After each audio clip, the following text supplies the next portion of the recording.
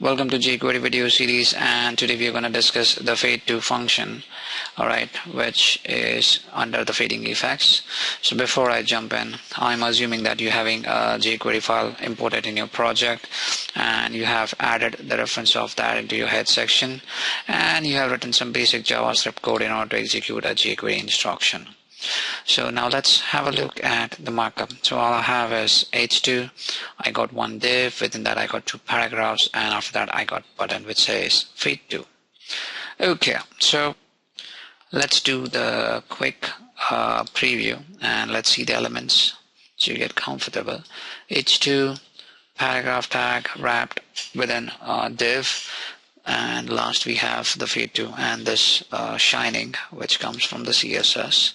Class blue, so border 5px and blue in color. So nothing fancy here.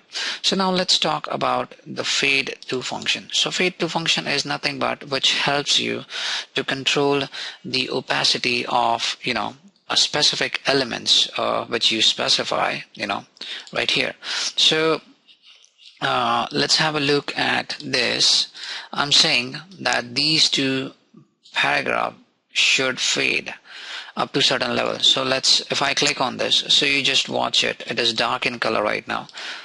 So they are fading out pretty bad, right? So you can see. So now what happened behind the scene, I said, hey jQuery, go across the DOM, find all the paragraph tags and fade them, all right, and do it slow and make their visibility, the opacity, up to 20%. Right, so it goes from 0 to 1. So now if I turn that thing to, let's say, 60 or 70, so you won't see that much difference. So you can see it's very light right now.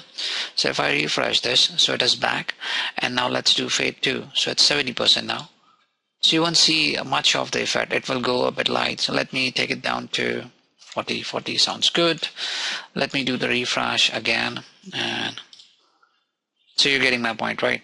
So this is again a type of an animation where you're saying fade it pretty slow, and this will be the opacity from 100 to 40%. All right. So I hope this is pretty easy and there's no problem with that.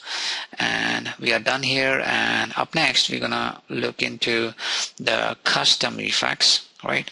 So once again, thank you for your time on this, and thank you for listening to me.